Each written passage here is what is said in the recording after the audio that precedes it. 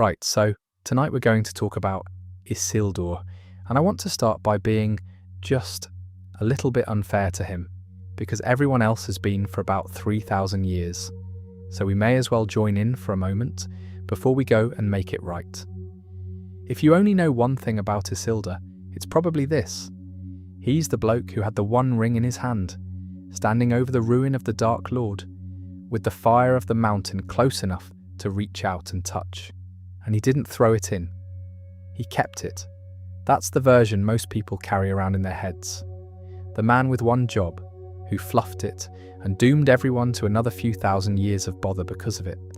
And look, that did happen. I'm not going to sit here and tell you it didn't. But it's a bit like remembering someone's entire life by the worst 10 minutes of it. Because before that riverbank, before the mountain, before any of the famous stuff, there was a whole long life. A properly long one, by our standards. He was born on an island that doesn't exist anymore, in a kingdom that sank into the sea. He watched his home go under the water. He founded cities. He was a father 4 times over. He crossed an ocean, twice more or less, running from the same enemy.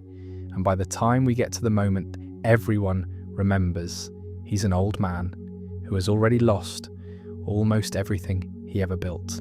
So that's what we're doing tonight.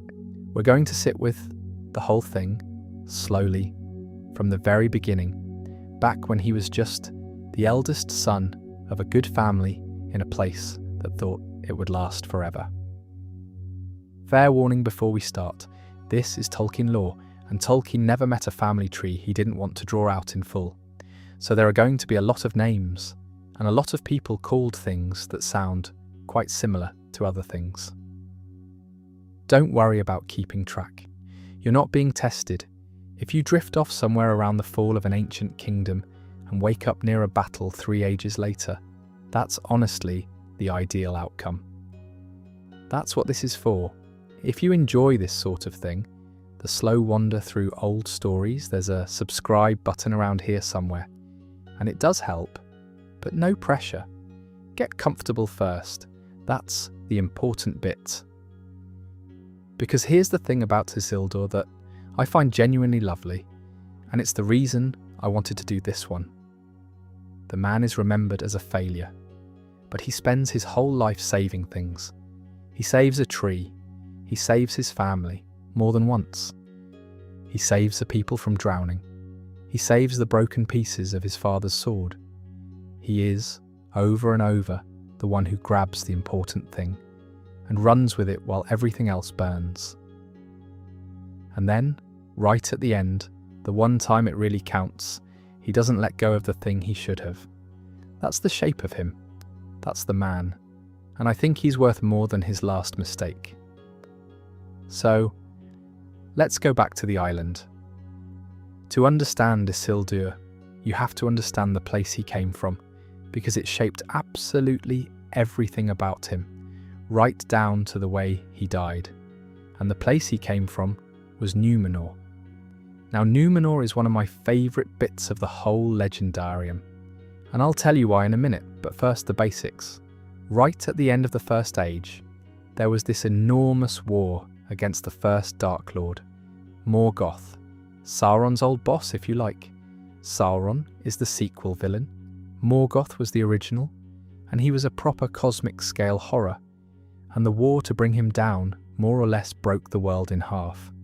A lot of people died, and a few groups of men had fought on the right side of that war alongside the elves, when it would have been much easier and safer not to. These were the Edain, the loyal houses of men. And when it was all over, the Vala, who were sort of the angelic powers that look after the world on behalf of the one god above them, decided these men deserved something for their loyalty. So they raised up an island out of the sea, out in the great water between Middle-earth and the Undying Lands in the west. A star-shaped island, 5 long peninsulas reaching out like points with a great mountain in the middle. And they said, more or less, here, this is yours. Live here, you've earned it. That's such a lovely idea to me. A reward you can actually stand on. Not a medal, not a title, an entire country lifted out of the ocean and handed over because you did the right thing when it was hard. And the gift didn't stop at the land. These men, the Númenóreans, were given lives far longer than ordinary men. We're talking hundreds of years. They grew tall and strong and wise, and their kings lived longest of all. They became the greatest seafarers the world had ever known, sailing everywhere, teaching, building, generally being the most impressive people around. For a long, long stretch, it was a golden age, and I mean that in the least cliched way I can. It really was about as good as it gets for mortals in this world. If all of this is ringing a faint bell, by the way, it's because Tolkien was quite openly doing his own version of Atlantis. He said as much. He even used to have recurring dreams about a great wave rising over green land and drowning it, and he gave that same dream to characters in the story. So Númenor is his Atlantis, the beautiful doomed island that had everything and lost it. And once you know that, you sort of know how this ends before it begins, which is fine because we're not here for surprises tonight. We're here for the details. There was one rule though, one condition on the whole arrangement. The Númenóreans were forbidden from sailing west, past sight of their own shores, toward the undying lands. They could go anywhere else in the world, and they did, but not that way, not toward the home of the Valar and the elves. And the reason given was a kind one actually, even if it didn't feel that way to the people on the receiving end. The undying lands don't make you immortal. That's a misunderstanding people have, and the Númenóreans had it too. The land is called undying because deathless people live there, not because it hands out immortality to visitors. A mortal who set foot there would still be mortal. He'd just be a short-lived thing wandering around among the deathless, which sounds less like a reward and more like a slow sort of torture. So the ban was there to protect them from wanting something that would only ever make them miserable. You can already feel the problem, can't you? Give someone the longest, richest life imaginable, and instead of being grateful, a lot of them start to fixate on the one thing they still can't have, which is more life. They had centuries, and they wanted forever, and the fact that there was a line they couldn't cross made them want to cross it more than anything else in the world. That's the slow crack that runs through the whole history of Númenor. Not a sudden fall, a very gradual souring over many generations as the fear of death crept in and turned this golden people bitter. They started building bigger and bigger tombs. They started clinging, and the further along that road they went, the more they resented the elves, who didn't die, and the Valar, who'd set the rule, and eventually the whole arrangement that had given them everything in the first place. Sort of like how the best gift can turn into a grudge if you sit with it long enough and start counting what you didn't get. Human nature, really, just stretched out over thousands of years and given ships and armies. Isildur is born very late in this story. Late enough that the Golden Age is basically over and the bitterness has set in hard. By his time, the kingdom is enormous and powerful and technically magnificent, and also rotting quietly from the inside. He grows up in a beautiful house that everyone can feel is a bit haunted, even if no one wants to say so out loud. But his family, and this matters, his family were on the good side of that rot. They were among the ones who never stopped being grateful. Which is where we're headed next, because to place Isildur properly, you need to know which side of a very long, very slow argument his people were on. So there's this long, slow split running through Númenor, and it's worth sitting with for a minute, because it's the water Isildur swims in his whole early life. On one side, you've got the king's men. These are the majority, and they're the ones who've gone sour. They're the ones who resent death, resent the elves for not dying, and have quietly started to resent the Valar and the Ban and the whole deal. Over the generations, they stopped speaking the elvish tongues. They stopped sailing west to visit their old friends. They start treating their colonies in Middle-earth less like settlements and more like places to squeeze for gold and tribute. They become, honestly, a bit of an empire in the worst sense of the word. Grand on the outside, grasping on the inside. And on the other side, you've got the faithful. Smaller group. These are the ones who kept the old ways, stayed friendly with the elves, kept speaking the old languages, and never lost their gratitude to the powers that had raised the island in the first place. They didn't pretend death wasn't frightening, mind. They just didn't let the fear of it turn them cruel. They held on to the idea that death for men was actually a gift in disguise, something the elves themselves didn't have, and sometimes even envied. Which is a hard thing to believe when you're standing at a graveside, but they tried. I find this whole division genuinely interesting because it isn't a good versus evil thing in the cartoon sense. It's more like a very slow cultural drift, the kind where nobody makes one big wicked decision. They just each make 100 small ungrateful ones. And a few generations later, the whole society has moved somewhere dark without anyone quite noticing the moment it happened. It's the sort of thing that feels very true to life, actually. Cultures don't usually fall off a cliff, they wander. The faithful had a heartland, a region of the island called Andunia, over on the western coast, facing the sunset, and beyond it, the lands they weren't allowed to sail to. And the lords of Andunia, the ruling family of that region, were the leaders of the faithful. That's the family Isildur belongs to. Keep that in your back pocket. His people are, in effect, the last great household, still openly loyal to the old friendship, in a kingdom that's increasingly embarrassed by it. Now there was one bright patch in all this before Isildur came along, and it's worth a mention, because it's a rare bit of hope. About 30-odd years before he was born, a king came to the throne, called Tar Palantir, and the name is a lovely little clue, because it means something like the far-sighted, the one who watches from afar. He was one of the faithful. He came to the throne and genuinely tried, to turn the ship around. He tended the sacred white tree again, which had been badly neglected. He tried to mend relations with the elves. He looked west with hope rather than resentment. But you can't undo generations of drift with one good king, and the sad thing about Tar Palantir is that he mostly failed. He could feel the doom coming and couldn't stop it, and there's an image of him going up to the high tower his grandfather had built, and just gazing westward, waiting for a sign that never came in his lifetime. Bless him. There's something very lonely about that. A good man at the top of a tower, watching for help that isn't going to arrive on his watch.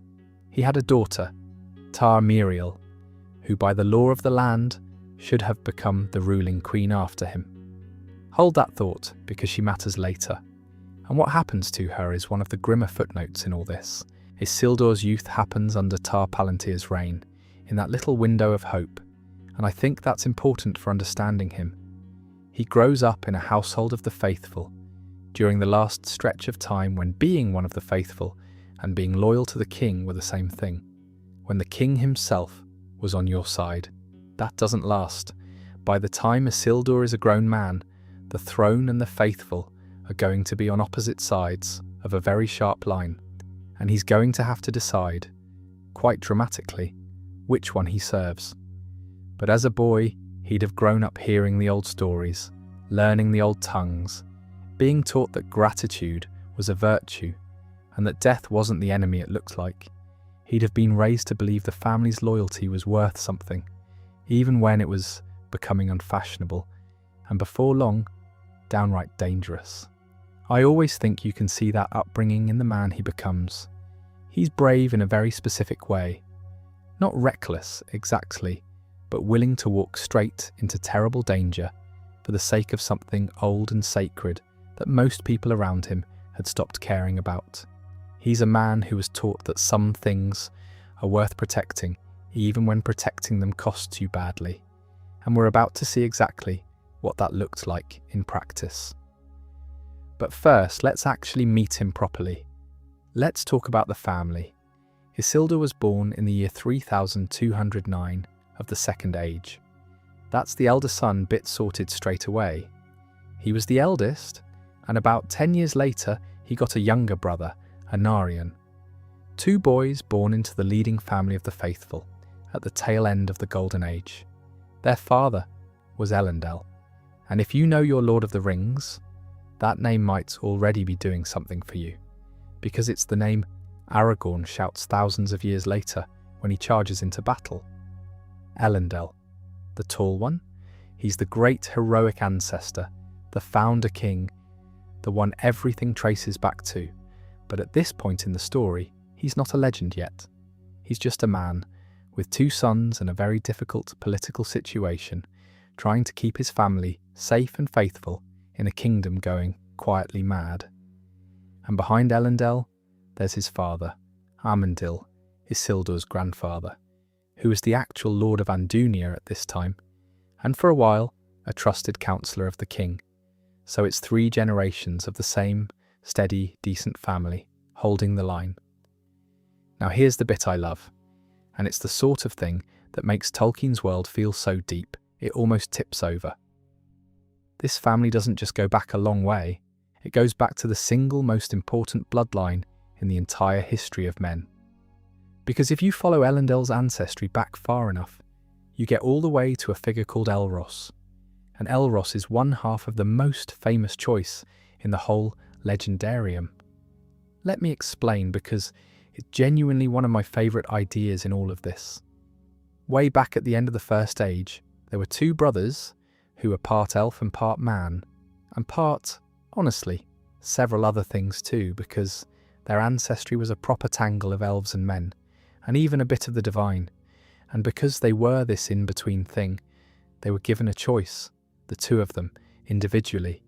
They could choose to be counted among the elves and be immortal, bound to the world until it ends, or they could choose to be counted among men and be mortal and die and go wherever it is men go when they die, which even the elves don't know. One brother chose the elves. His name was Elrond. Yes, that Elrond, the one in Rivendell thousands of years later, still going strong because he chose immortality and got it. The other brother chose to be a man. His name was Elros. He chose death, and because he chose it freely, and because he was who he was given a very long life as a sort of gift, and he became the very first king of Númenor. The whole island kingdom, the entire line of kings, starts with the brother who chose to die. So Elrond and Elros are brothers who took opposite roads at the same fork, and Isildur comes down the mortal road, from Elros, the one who chose to be a man. Which means, and this is the part that gives me a little shiver every time, when Isildur later stands in the house of Elrond, when his family shelters in Rivendell, he's a guest in the home of his own remote uncle, near enough. The immortal brother, still alive, hosting the many times great-grandchildren of the brother who chose to die and is long, long gone. That's the kind of quiet, aching detail this world is stuffed full of, if you slow down enough to notice it. Right, the name, Isildur, it comes from Isil, which is one of the words for the moon in the Elvish tongues. So his name means something like servant of the moon, or devoted to the moon, and his brother Anarion is built the same way, from Anar, the sun. So you've got the 2 brothers, moon and sun, born to a family that still loved the old languages enough to name their children in them. I think that's rather sweet, honestly, a little act of quiet defiance in itself, giving your sons proper old Elvish names in a kingdom that was busy forgetting how to speak the language. Isildur married while he was still living on the island, though we don't get told a great deal about his wife, which is a shame. And his first son, Elendil, was born in the year 3299, still back in Númenor. So by the time the real trouble starts, Isildur isn't a young lad with nothing to lose. He's a grown man, a husband, a father, with his own household and his own child. Everything he's about to risk, he's risking as a family man, not a reckless youth. That changes how you read the brave stuff. When he later walks into terrible danger, He's leaving a wife and a baby son behind to do it. That's the man then. Eldest son of the faithful, grandson of the king's own counsellor, heir to the oldest and best bloodline of men, husband, father, and a fellow who was raised to believe some things are worth dying for. He grew up in the last of the good years, and the good years were about to end badly, thanks largely to one enormously ambitious king and one very patient prisoner. So remember Tarmiriel, the rightful queen, daughter of the good king Tar Palantir, the one who should have inherited the throne. Here's where that goes wrong. When Tar Palantir died, the crown should have passed to her. But she had a cousin, ambitious, powerful, popular with the king's men, and not remotely interested in waiting his turn, or frankly, respecting the law.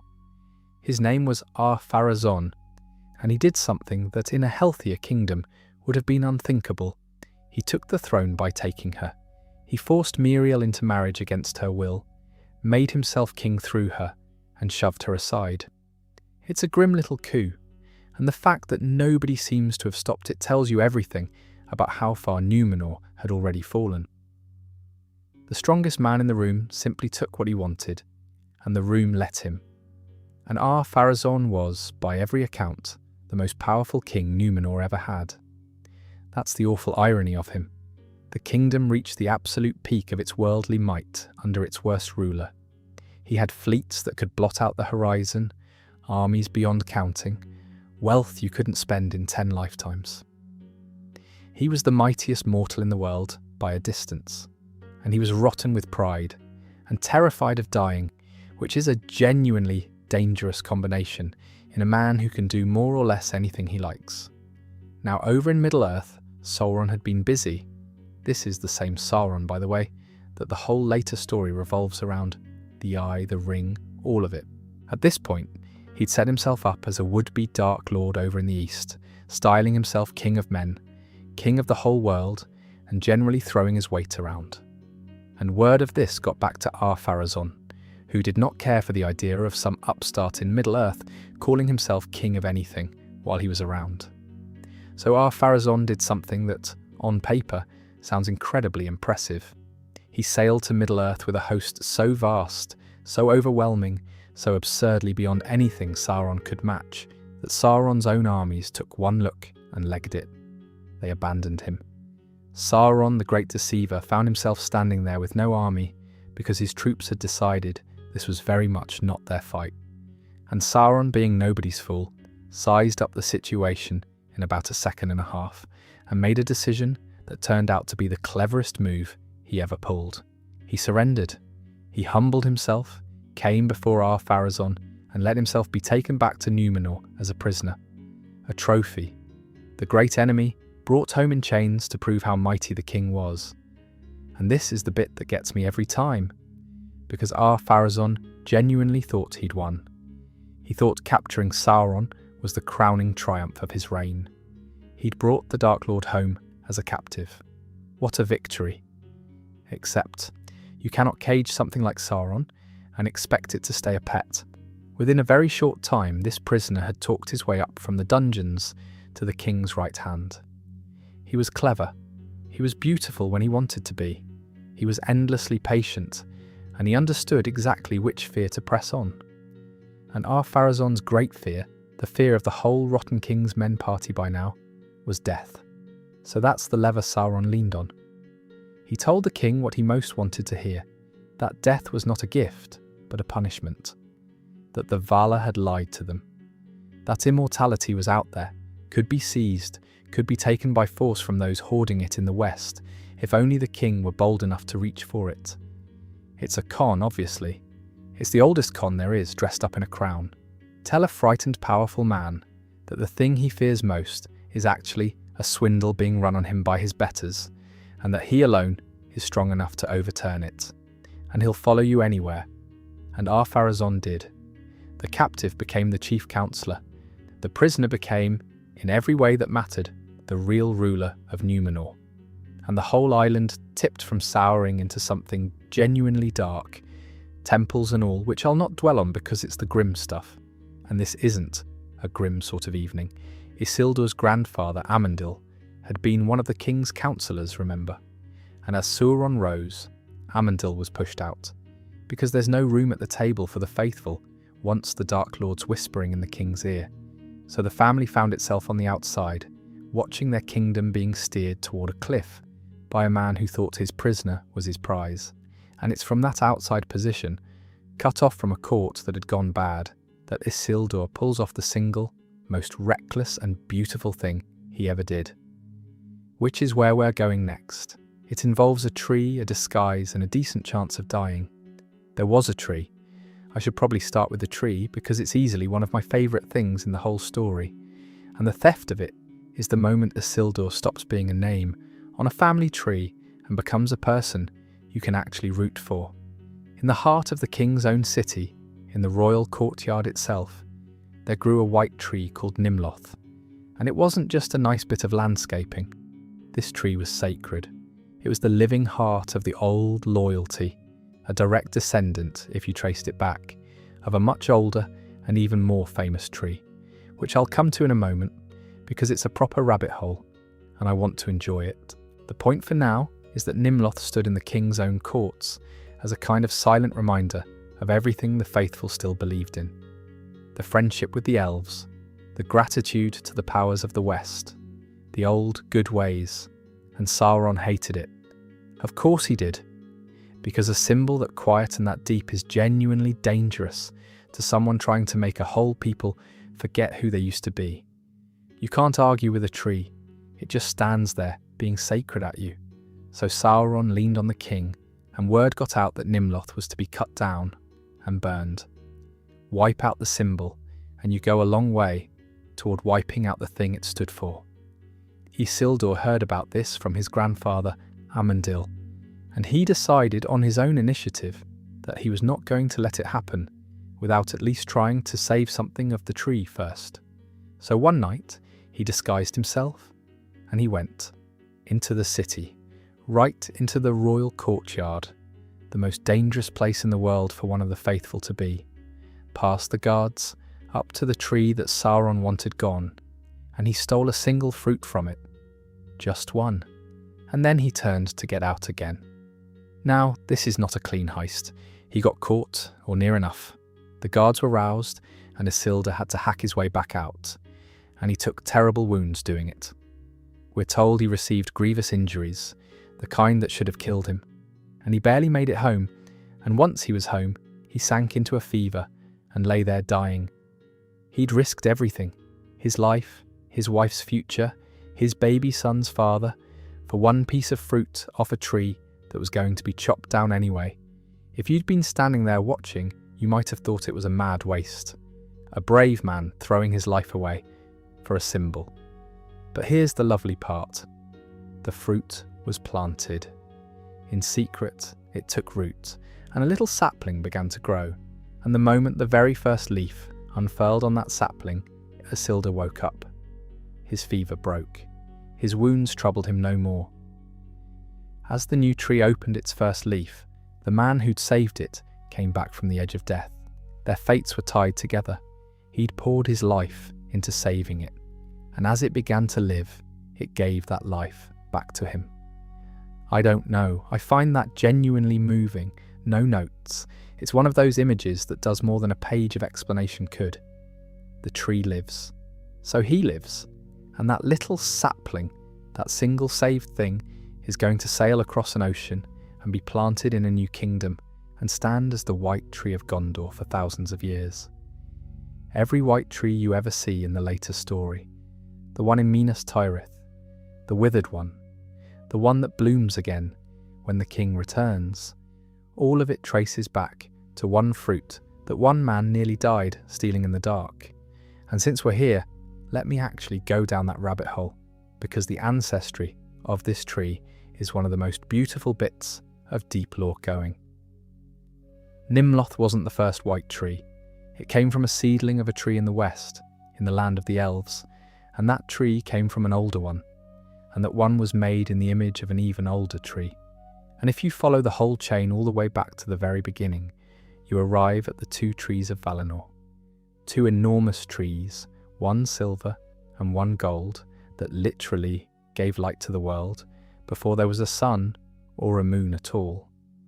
The silver one shed a light like starlight, and every white tree in the whole history that follows, right down to the sapling in Isildur's arms, is descended in spirit and in seed from that first silver light.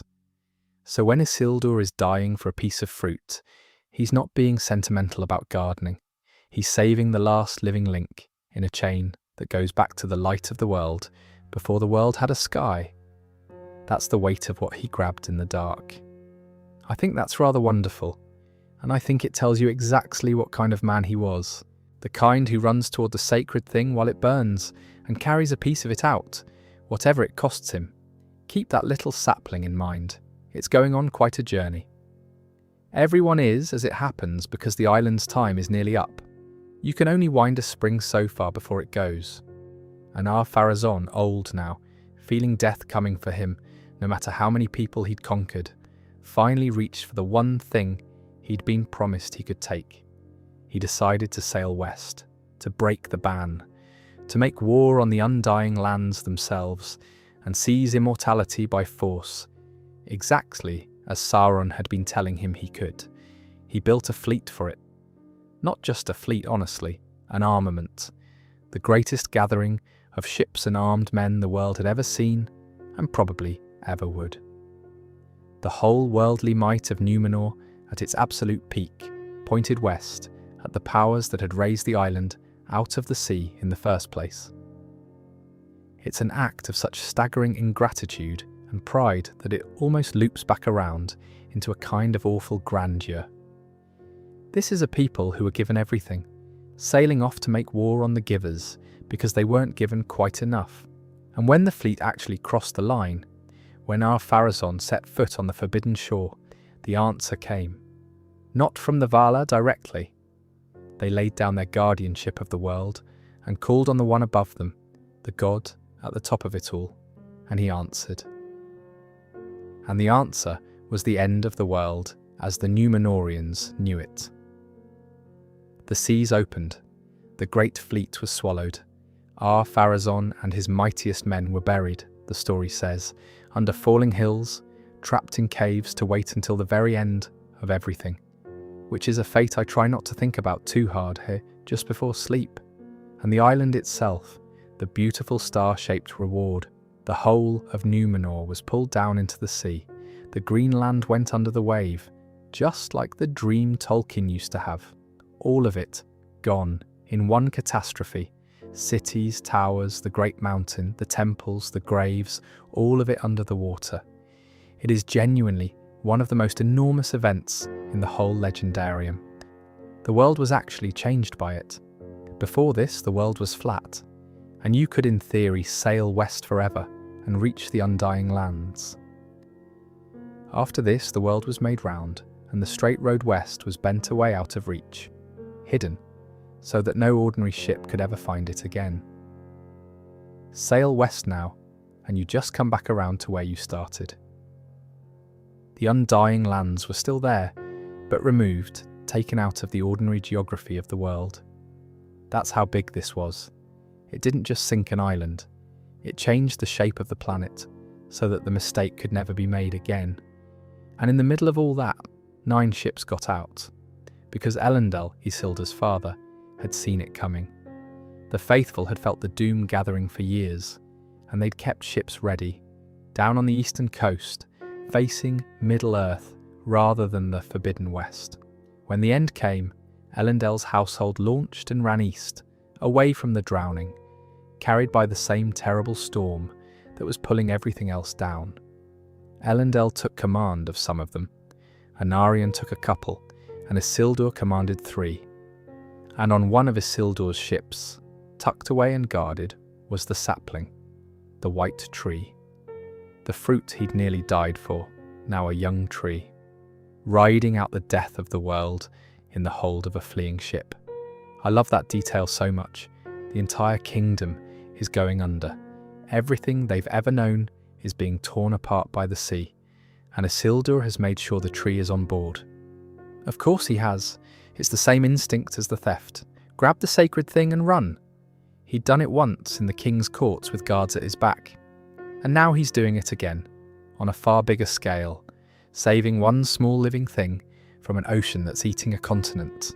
The storm that killed Numenor carried the 9 ships east and threw them up on the shores of Middle-earth, scattered and battered but alive. And that's the strange, sad birth of everything that comes after. 2 great kingdoms of men, the ones you know from the later story, are founded not in triumph, but in catastrophe. They're refugee kingdoms, survivor states, built by people who had just watched their entire world drown, washing up on a foreign coast with whatever they could carry. Which turns out to be quite a lot, actually, for refugees. They carried out more than the tree. They carried out heirlooms and knowledge, and one particular set of objects that we're going to spend a whole lovely section on later, because they're brilliant. But first, let's get everyone ashore and see where the survivors ended up, because the family gets split by that storm, north and south, and it more or less stays split for the rest of the story. The storm didn't keep the family together. That's the first thing to understand about the landing. The great wind that carried the survivors east didn't drop them all in one tidy spot. It split them. Elendil, the father, was carried north.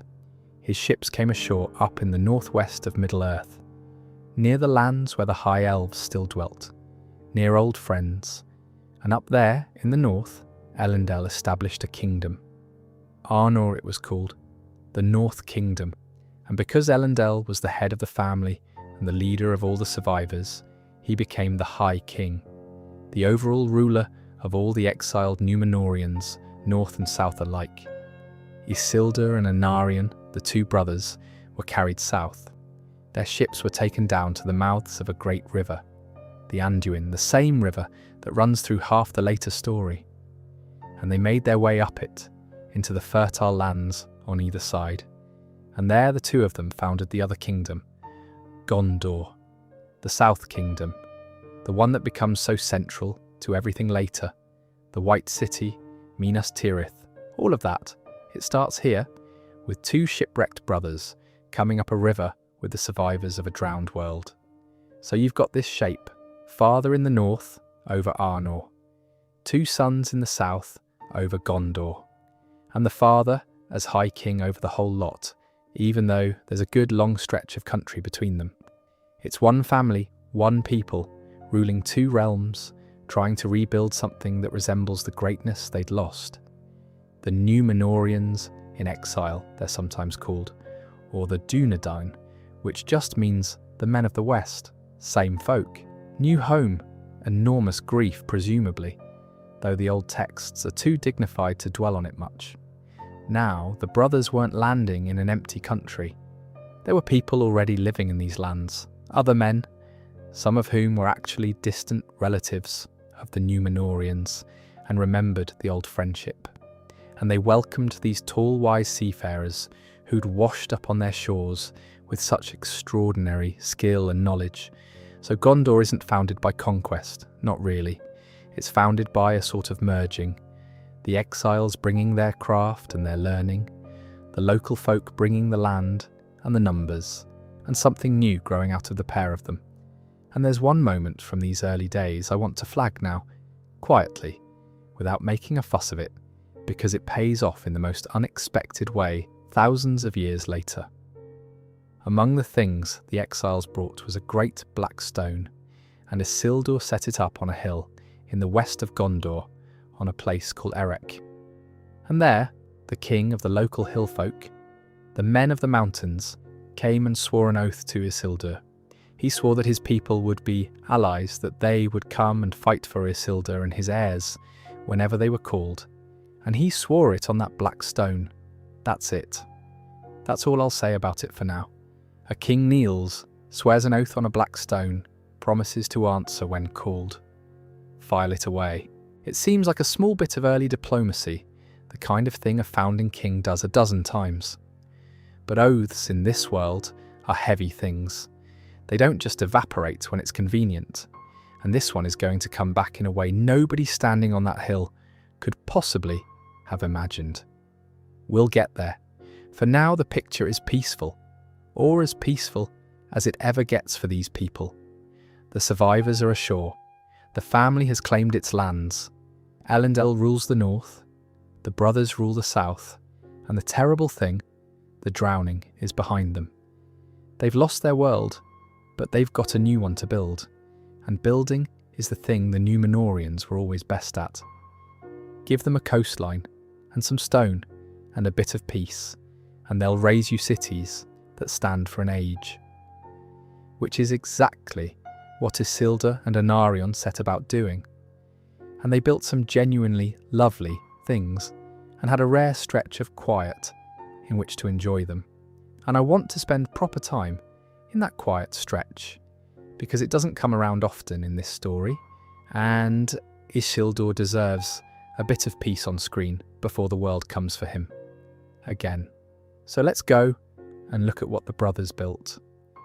Here's the bit of Isildur's life that almost nobody talks about, and it's the bit I'd most like to have seen. The years where he was just a king, doing king things in a country at peace, watching his sons grow up. No Dark Lord, no drowning, no theft in the dark. Just building. The brothers split the work in the sensible way brothers do. Isildur took the eastern side, the lands right up against the mountains that walled off Mordor, and there he built his own city. Minas Ithil it was called, the Tower of the Moon, which is a lovely name for a man whose own name meant servant of the moon, and I refuse to believe that was an accident. He named his city after the same moon he was named for, and within its walls he planted the sapling, the white tree, the fruit from the theft, the survivor of the drowning, finally put down into soil in a place of its own, growing tall in the courtyard of the moon tower. After everything, it had a home. Anarion, meanwhile, built his city on the other side of the river valley. Minas Anor, the Tower of the Sun, guarding against the wild lands to the west. Sun and Moon again, the two brothers, each with a tower named for their half of the sky, and that city, Minas Anor, is the one you know. It's the one that becomes Minas Tirith, the great white city of the later story, though it won't be called that for a long time yet, and there's a sad reason for the name change that we'll come to.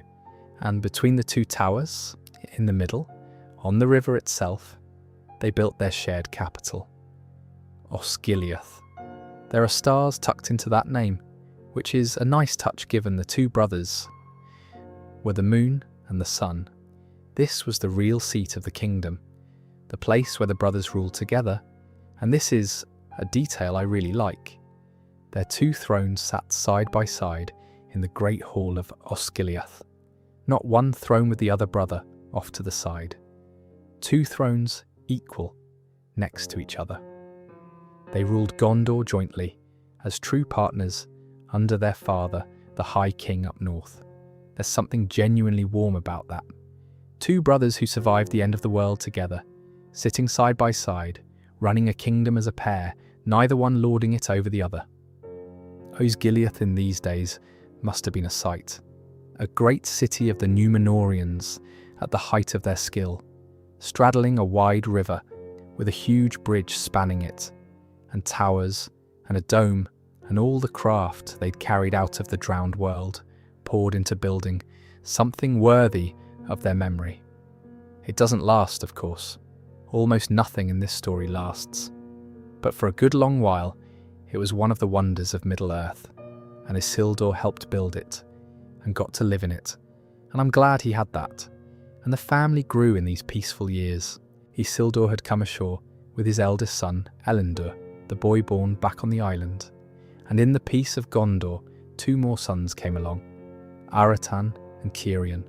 So now there are three, and a fourth is still to come much later. A house full of sons, growing up in a new kingdom, in cities their father built, under a tree their father saved. If you wanted to freeze Isildur's life at its happiest, I think it might be here, middle-aged, settled, successful, surrounded by his boys with the worst behind him, and no way of knowing what was still ahead. That's the thing about this stretch, and I'll be honest with you about why I wanted to linger in it. In the story, it's basically a quiet page or two between two disasters. The drowning is behind, the war is ahead, and this peaceful founding period gets summarised and passed over quite quickly, because nothing dramatic happens. But nothing dramatic happening is exactly the point. It's the only real peace the man ever gets. Everything before it was the slow poisoning of Numenor and the theft of Nimloth's fruit and the flight. Everything after it is war and loss. And right here, for a handful of years, he just gets to be a good king and a good father in a beautiful city by a river. I think it's worth slowing down and sitting in that, even if the old books don't. Especially because the books don't. But peace in this story is always borrowed, never owned. And the thing they'd all assumed was dead, drowned with everything else in the fall of Numenor, was not dead. Not really.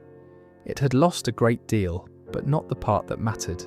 And it was slowly, patiently, putting itself back together in the dark land just over Isildur's eastern mountains. Which we'll get to. First, though, I promised you a proper rabbit hole about some of the objects the exiles carried out of the wreck. And this is the perfect quiet moment for it. So let's talk about the seeing stones. Let's talk about the Palantiri, because they're one of the best bits of kit in the whole legendarium, and Isildur's family had a whole set of them. A Palantir, and the plural is Palantiri, is a seeing stone. Picture a smooth, dark globe of crystal, anything from something you could cradle in two hands up to something too big to lift, deep and black and heavy. And if you had the strength of will and the right to use one, you could look into it and see far off places. And more than that, you could look into another stone and, through it, communicate with whoever was looking into that one. They were, in effect, a network, a way for the far-flung parts of a kingdom to stay in touch across enormous distances in an age with no other way of doing it. Long-distance sight and speech sealed inside crystal.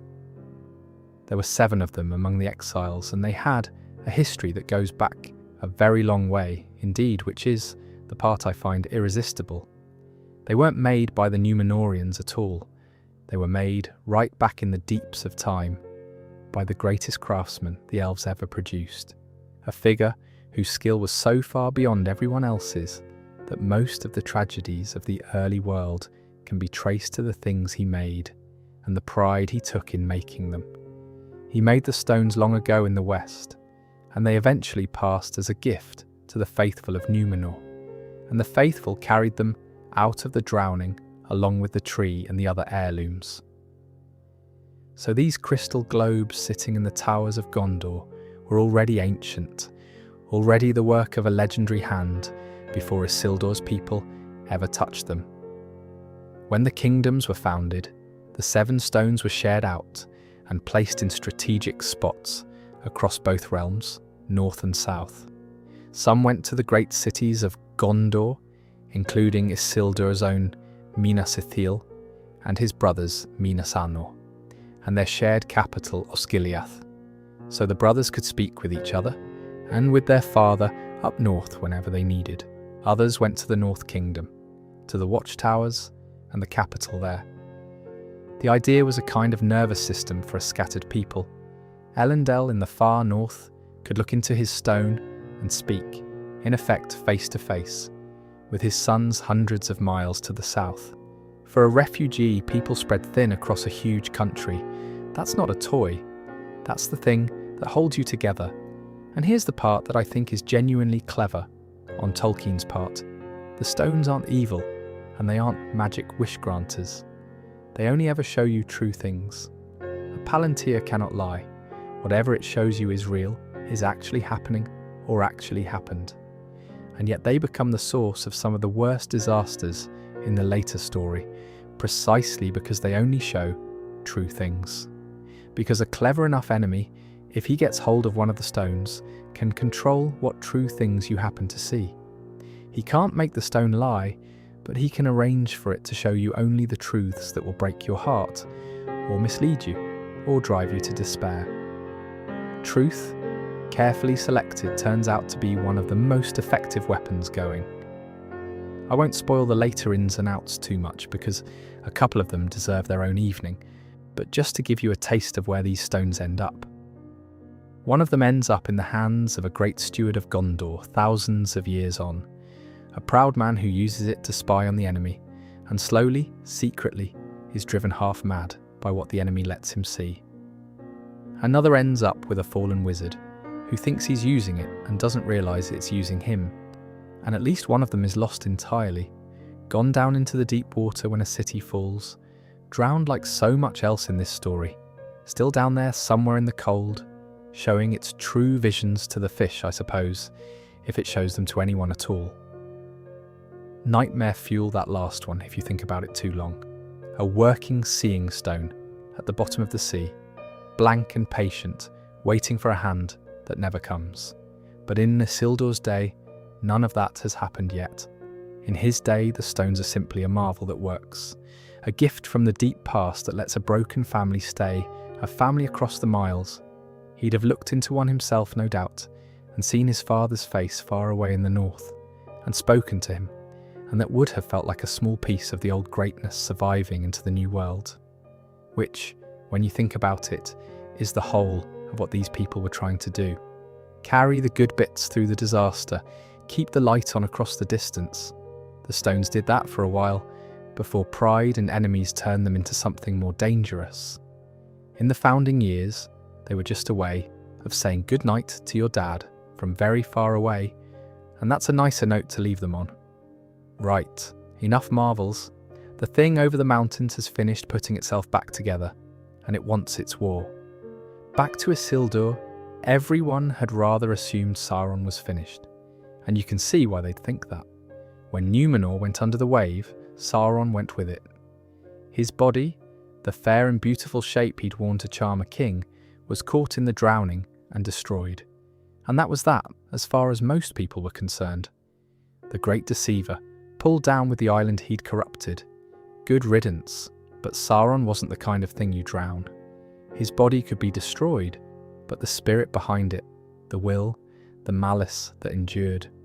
What he lost in the downfall was the ability to ever again appear fair and lovely, to charm his way into anyone's confidence. That trick was gone forever. From this point on, he can only wear a terrible shape, and I've always thought there's something fitting in that. He spent his whole existence hiding what he was behind a beautiful mask, and the drowning of Numenor tore the mask off for good. Whatever he becomes afterward, he can't be handsome anymore. He can only be dreadful. So the spirit fled back east, across the sea, back to Middle-earth, back to the dark land he'd claimed for himself years before. Mordor, walled off by mountains on nearly every side, with the Fire Mountain at its heart, it was the perfect fortress for something that needed to rebuild in secret. And there, slowly, patiently, over long years, Sauron pulled himself back together, grew a new body, a terrible one this time, gathered his scattered servants, rebuilt his armies, and began to nurse a very particular hatred for the survivors of Numenor. These exiles who'd washed up on his doorstep and built their proud towers right against his mountains. Because that's the thing, Isildur's city, Minas Ithil, the Tower of the Moon, was built right up against the western edge of Mordor. Deliberately, as a threat, a watchpost, a statement that the men of the West were keeping an eye on the Dark Land, which was all very bold when the Dark Land seemed empty. Less bold once the Dark Land had a Dark Lord in it again, quietly rebuilding and taking daily offence at the Moon Tower, glaring at him over the mountains. And eventually, Sauron was strong enough, and he struck. He came against Minas Ithil, Isildur's own city, and he took it. The tower fell, and they burned the white tree that grew there. That same tree, the fruit from the theft, the survivor of the drowning, the last living link back to the light of the world, growing safe in Isildur's courtyard for all those peaceful years, and Sauron's forces put it to the torch when they took the city. I find that genuinely painful, actually, more than the loss of the tower itself. The tree Isildur nearly died for, twice over, saved from guards and saved from the sea, and now burned in the sacking of his home. But, and this is Isildur all over, he got a seedling out. Again. Of course he did. Even as his city fell around him, even losing his home and his tower, the man grabbed a piece of the tree and ran with it. It's the exact same instinct we've watched twice already, in the king's courts and on the drowning shore. The sacred thing, saved from the fire, carried out in his arms, while everything else is lost, third time. He never once let that tree die on his watch, no matter what it cost him, and it cost him a great deal. So Isildur fled. He couldn't hold Minas Ithil, so he got his wife and his sons and the precious seedling onto ships, and went down the Anduin, and then turned and made the long journey north, all the way to his father Elendil in Arnor, to bring the warning. Sauron is back. Sauron is strong. Sauron has taken my city, and he is coming for all of us. Meanwhile, his brother Anarion stayed behind in the south, and held the line, defending what was left of Gondor, keeping Sauron's forces from sweeping over the whole kingdom while Isildur went for help.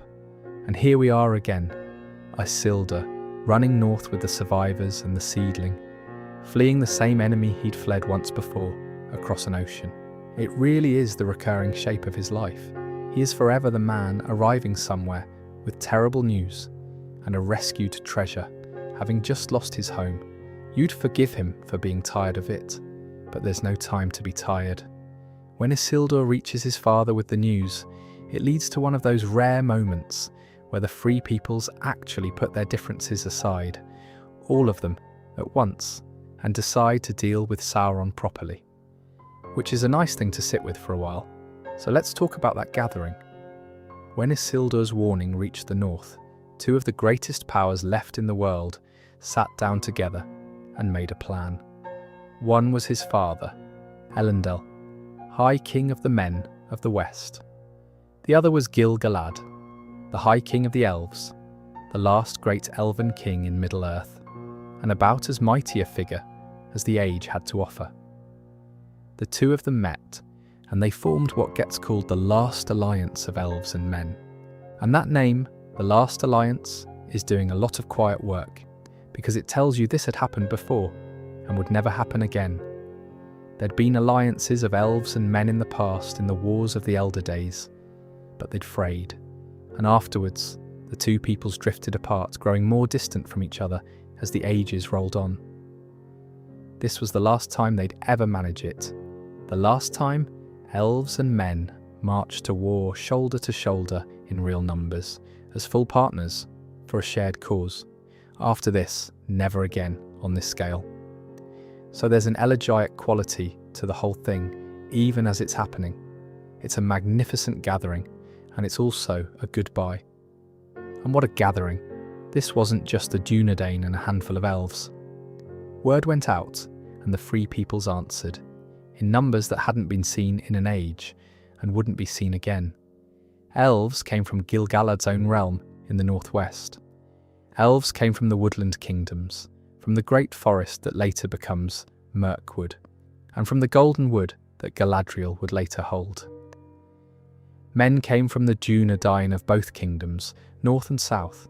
Even the dwarves came from their vast delvings under the mountains, from Khazad-dûm itself, Moria as it's later known, back when it was still a living wonder and not a tomb. Nearly everyone who could fight and had a reason to hate Sauron came to this one. They mustered and they marched, and I do like to picture it because it's one of the few times in this whole story where the good side is genuinely, overwhelmingly strong and united and pointed in the right direction all at once. An enormous host, elves and men and dwarves together, banners of both kingdoms, moving south toward Mordor with a shared and simple purpose. End it. End him. No more rebuilding in the dark, no more waiting for the next city to fall. Go to the Dark Land and finish the thing. They met Sauron's forces first on a great plain before the gates of Mordor, a place called Dagorlad, the battle plain, and there was a huge and terrible battle there, and the Alliance won it. Sauron's armies were broken on that field, and the way into Mordor was forced open. It was a real victory, a hard one, and it opened the road to the Dark Tower itself. I'll give you one quiet aside about that plain, because it's the sort of thing that connects the whole legendarium together in a way I find deeply satisfying. That battlefield, Dagorlad, and the marshes near it don't just vanish after the war. Thousands of years later, they're still there, and they're still full of the dead.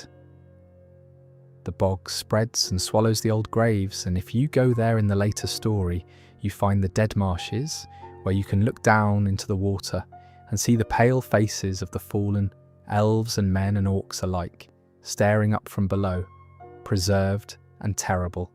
And that's the very ground Frodo and Sam have to cross on their way to Mordor, guided by Gollum, in the story most people know.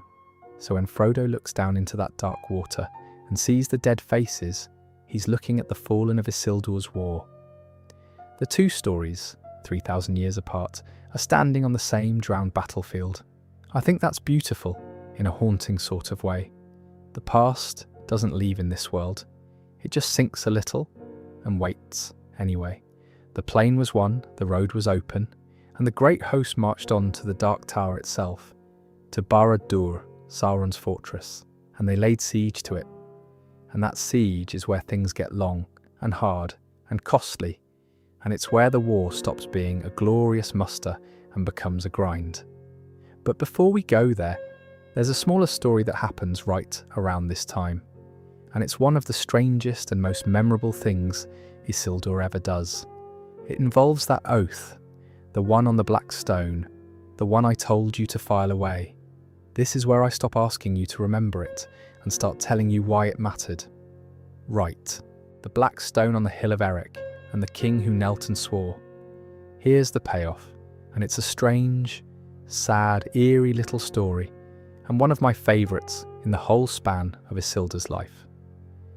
When the Great War against Sauron kicked off, Isildur went to call in that old promise. The men of the mountains, the hill folk whose king had sworn on the black stone to come and fight for Isildur and his heirs whenever called. Well, this was the call. The greatest war of the age, the enemy their oath had implicitly been sworn against. Isildur summoned them to honour their word and march. And they refused. They wouldn't come. And the reason they wouldn't come is the grim heart of the whole thing. During the Dark Years, while Sauron had been spreading his influence over Middle-earth, these mountain folk had, at some point, secretly worshipped him. They'd bent the knee to the very enemy they were now being asked to fight. So when the call came, they had guilty consciences and divided loyalties, and they hid in their mountains and did not answer. They broke the oath. They left Isildur to fight without them, having sworn on a sacred stone that they never would.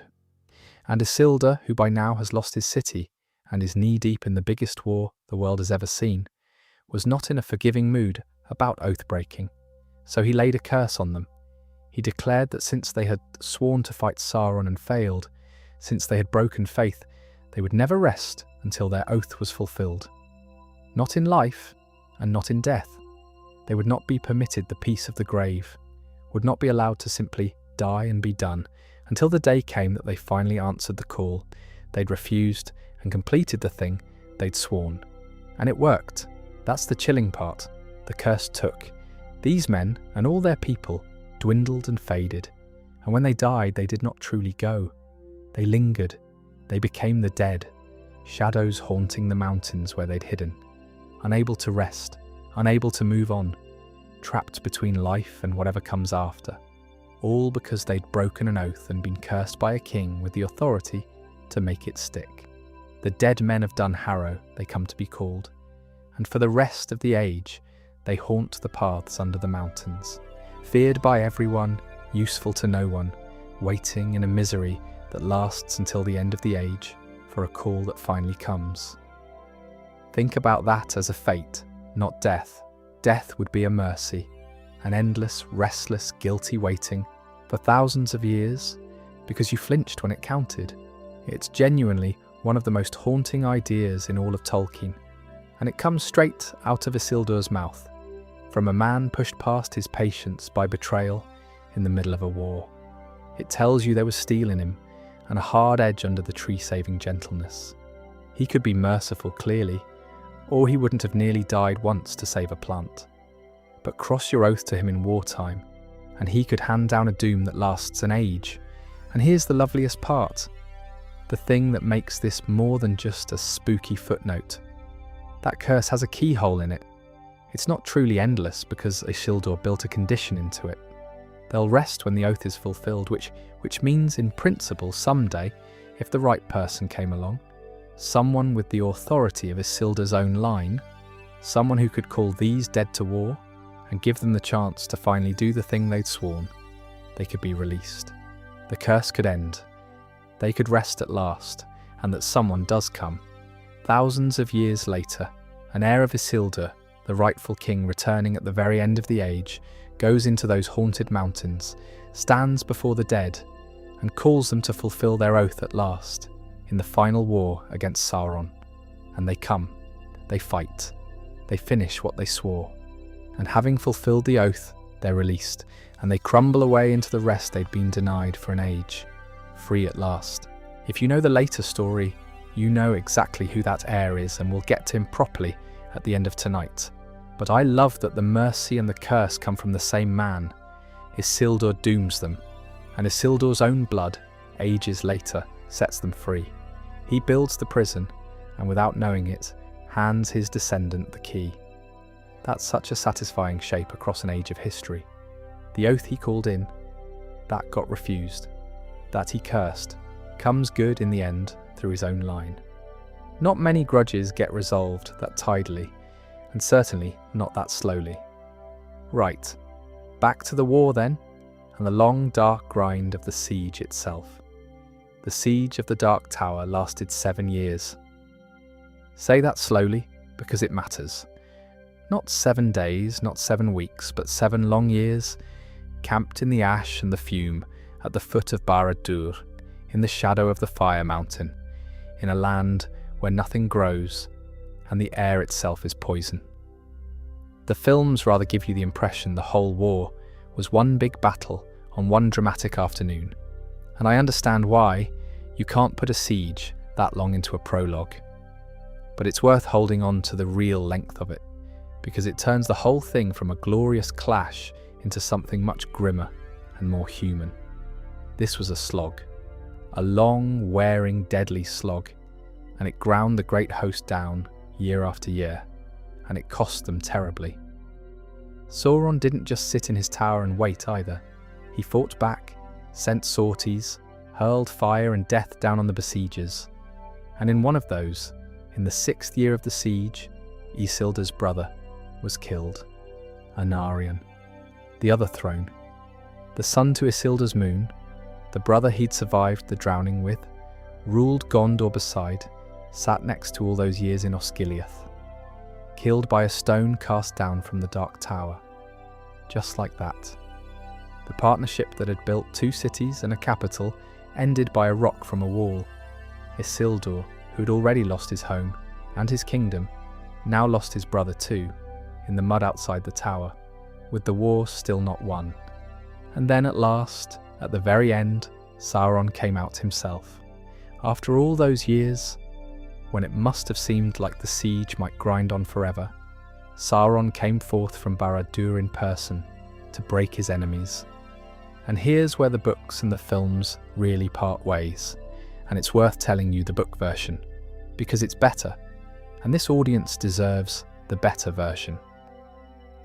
In the films, Isildur is more or less alone at the crucial moment, his father already down, and he cuts the ring off of Sauron, who's just been knocked over. And it's all very quick. In the books, it's not like that at all. In the books, it's the 2 great kings who bring Sauron down together. Elendil, Isildur's father, the High King of Men, and Gil-galad, the High King of the Elves, the 2 mightiest lords of the whole alliance, standing together against the Dark Lord himself in the last extremity. And between them, they threw him down. They destroyed his body, ended him, at least for that age, but it cost them everything. Both of them died in the doing of it. Gil-galad, the last great elven king, gone, and Elendil, the tall father, the founder, killed as well.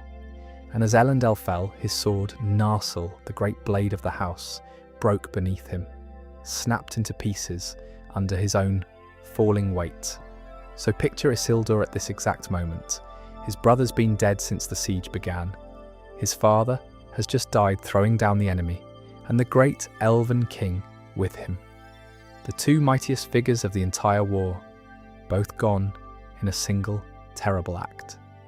And the sword of his house lies shattered under his father's body. Everything is ruin, but Sauron is down. That's the thing. In all that loss, the enemy is finally actually down. And Isildur comes to his father's body, and he picks up the broken sword. Not the whole blade, it's in pieces, but the hilt, the shards still attached to it, the jagged remaining stub of Narsil. And with that broken piece of his dead father's sword, he goes to the fallen Sauron, and he cuts the ring from his hand. The One Ring, the Master Ring, the thing all the enemy's power was bound up in, cut from Sauron's own hand with the shard of a broken blade by a grieving son standing among his dead. It's a genuinely extraordinary image when you slow it down. Not triumphant, exactly. How could it be? He's just lost his father and his king, and his brother had already fallen earlier in the siege. But it's the decisive act of the age. With Sauron's body destroyed and the ring cut from his hand, the war is won. The great enemy is beaten. The long years in the Ash are over. The Alliance has done the impossible thing it set out to do. And that broken sword, by the way, that shard Isildur used, it doesn't get thrown away. It gets kept and carried and treasured, and thousands of years later, it gets reforged into a new blade for a new king, and it becomes one of the most famous swords in all of fantasy. But that's the very end of tonight's story. So I'll leave it lying there in the ash for now. A jagged piece of a dead man's sword in a grieving man's hand, having just won the world. The trouble is what Isildur does next, because right here, in this moment of exhausted victory, standing over the beaten enemy with the ring in his hand, is the exact moment everyone remembers him for. And it's the moment he gets it wrong.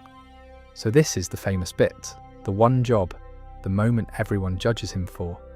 And I want to handle it gently and fairly, because I think the popular version is a bit unkind.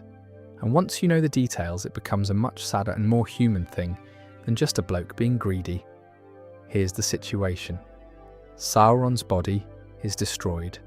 The ring is off his hand and in Isildur's. And the wise ones present, chiefly Elrond and Círdan, the great elven lords who'd survived the war, they knew what the ring was. They understood that Sauron had poured so much of himself into it that as long as the ring survived, he wasn't truly gone. Beaten, scattered, bodiless, yes, but not ended. Not while the ring endured. And they knew there was one place right there, close by, where it could be unmade. The fire it was forged in the mountain just over there. Throw it in and Sauron ends for good, and the whole Long Shadow lifts. And they told him so. Elrond and Círdan counselled Isildur to destroy it, to take it to the fire and be rid of it. They as good as begged him, in some tellings. Do it now, end it properly. You'll never have a better chance and there'll never be a cleaner moment. And Isildur said no, but here's the why, and the why is everything. He didn't say no because he wanted power, or because he'd already been twisted into a would-be Dark Lord. He said no because he took the ring as Weirgild. That's an old word, and it means a payment owed for a death, the price you pay to answer for someone killed. He took the ring in payment for his father and his brother, for Elendil and Anarion, both dead in this war, both dead at the hands of the enemy who made this thing. He looked at the ring, and he saw not power, but the price of his family's blood. This cost me my father, this cost me my brother. I will keep it as the debt owed to my house. He declared it a treasure of his own family, to be handed down to his heirs, and he kept it, and he would not let the wise ones put it in the fire. Now from the outside, ages later, it's easy to shout at him. You fool, throw it in, look at everything that follows. And yes, Objectively, it was the wrong call, and it doomed a lot of people to a lot of suffering. I'm not going to pretend otherwise, but sit in the moment with him for a second. He is standing in the ash. Many of those he loves most have just died. The war has taken his father and brother, and someone urges him to destroy the one object that was the cause of all of it and says, "Throw this priceless thing away, right now. Feel nothing about it." And he's a grieving man. Grieving men don't make cold, wise, long-term decisions about the object tied up in their loss. He clung to it because it was the terrible, precious price of his grief, and he couldn't bear to just chuck it in a fire like it was nothing. I find that a lot more understandable than the greedy idiot version. It's not wisdom, but it's very human, and the ring, remember, is already whispering to him by now, already working on him, and it whispers exactly the sort of thing a grieving heart wants to hear. So he kept it, and then, being Isildur, being the responsible, dutiful, city-building man he'd always been, he went and did his job. Sauron was beaten, but the South Kingdom needed setting right after the war, so Isildur stayed in Gondor for about a year, restoring order, defining the borders, getting things back on their feet. And he took his brother's son, his nephew Meneldyl, and he taught him how to rule, because Anarion was dead, and the South would need a king of Anarion's line. There's real care in that. His brother is gone, so he takes his brother's boy under his wing and prepares him to inherit. That's not a man consumed by dark power. That's an uncle doing right by his dead brother's son. And he did one more thing in that year that turns out to matter enormously. He wrote it down. He sat and made a scroll, an account of the ring, of how he'd come to have it, and, crucially, he described the writing that appeared on the ring when you heated it in fire. The hidden inscription, the fiery letters. He recorded it in his own hand and filed it away in the archives of Gondor, and it sits there, forgotten for an age, until a certain grey wizard, chasing a terrible suspicion about a ring found by a hobbit, goes digging in the oldest records of the city and finds Isildur's scroll, and reads Isildur's own description of the fiery letters, and knows at last, for certain, what the little ring in the Shire really is. So the man's own written words, penned in grief in that first year, are the thing that finally identifies the ring an age later and sets the whole final story in motion. Isildur, without knowing it, left the note that damns his own heirloom, thousands of years early. I think that's a lovely, quiet piece of writing on Tolkien's part. He also built a tomb for his father, high on a hill, a memorial to Elendil before he left. Everything he did that year was about honouring the dead and providing for the living. And then at last, with Gondor set in order and Meneldyl ready to rule it, Isildur felt free to go home. North to Arnor, to the throne that was now his, since his father was dead, and more than that, to Rivendell, where he'd left his wife and his youngest son for safekeeping through the war. There was a fourth son, remember, born late, kept safe in Elrond's house, while the world burned. Isildur wanted to see his family. He'd earned it. He set off north. He never got there. The journey home was supposed to be the easy part. That's the thing that gets me about the end of Isildur. He'd survived the poisoning of Númenor, the drowning of the world, the loss of his city, 7 years of siege, the deaths of his father and his brother. And what finally kills him is an ambush on the road home, after the war is already won, when he's just trying to get back to his wife. He set out north from Gondor with a fairly small company. His 3 eldest sons went with him, Elendil, Aratan and Chirion, the boys we've watched grow up, and a guard of 200 of his best men. War-hardened Dunedain, veterans of the siege. Not a huge force, but a strong one, and more than enough, you'd think, for a peaceful journey through lands where the great enemy had just been beaten. They took the long route up the eastern side of the great river, heading for the pass over the mountains and down into Rivendell beyond. and after weeks on the road, when they were getting close, camped near a region called the Gladden Fields, a marshy stretch beside the river, they were ambushed. A large host of orcs came down on them out of the mountains. Now these orcs almost certainly didn't even know the war was over. They didn't know Sauron had fallen. They were survivors of the broken armies, hiding in the high places, and they came down on this company partly out of simple malice, and partly, and this is the sinister bit, partly because they were drawn. Because Isildur was carrying the ring, and the ring still had Sauron's will bound up in it, and it called quietly to his servants, even the ones who didn't consciously know why they suddenly wanted so badly to attack this particular group of travellers. The ring was pulling danger toward its bearer without him even realising it. It wanted to be found. It wanted, in its way, to go home. At first the Dunedain held.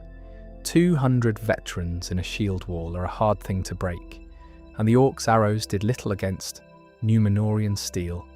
But there were far too many orcs, wave after wave, and no way out, and slowly the wall was worn down, and it became clear this was not a fight they were going to win. Too outnumbered, in the wrong place, with no help coming. So Isildur made a decision, and it's the last really Isildur thing he ever does. The same instinct, one final time. Save the sacred thing. Get it out. But this time, it wasn't the tree. This time it was the shards of his father's sword, the broken pieces of Narsil, the hilt shard he'd used to cut the ring from Sauron's hand. He called his esquire, a man named Otar, and he entrusted the shards of the sword to him, and told him to flee, to run, to save them at all costs, to get them away from the slaughter and carry them to safety. And Otar obeyed.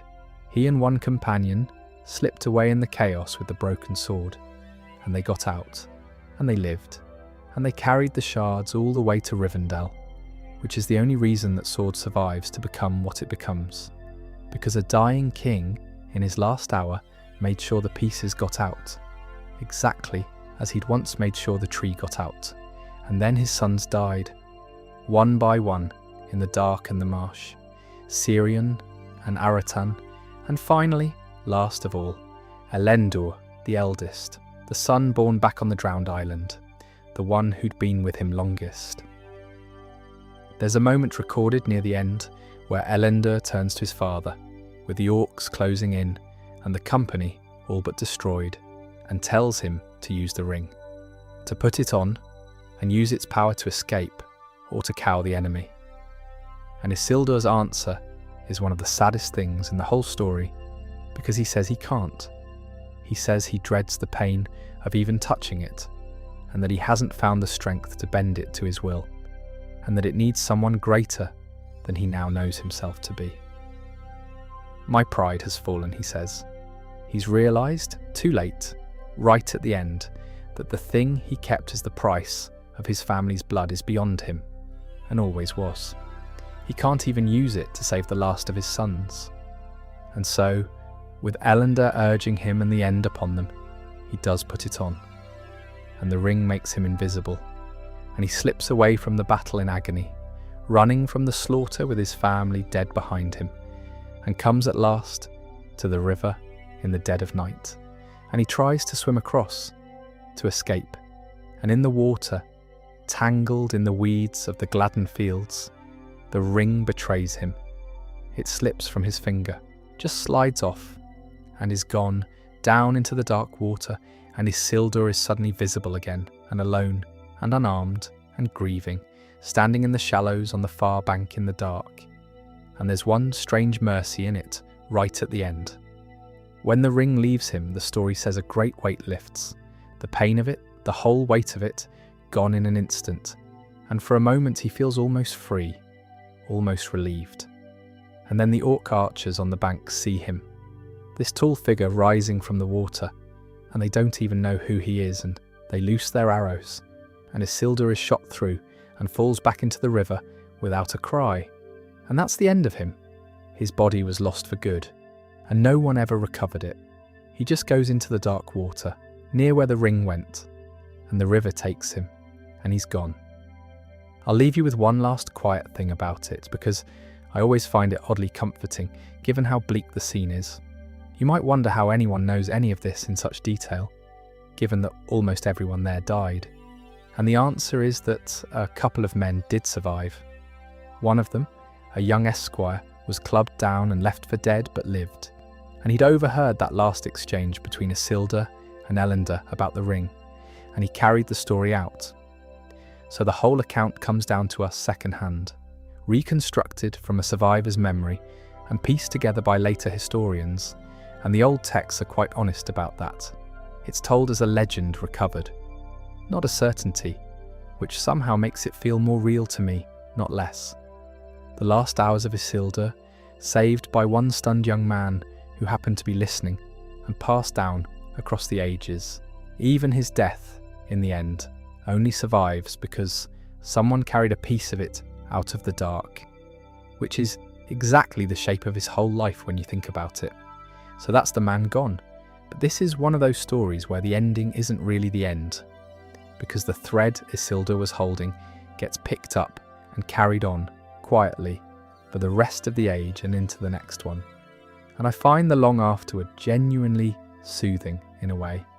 So let's wander through it gently, because it's the calm after everything.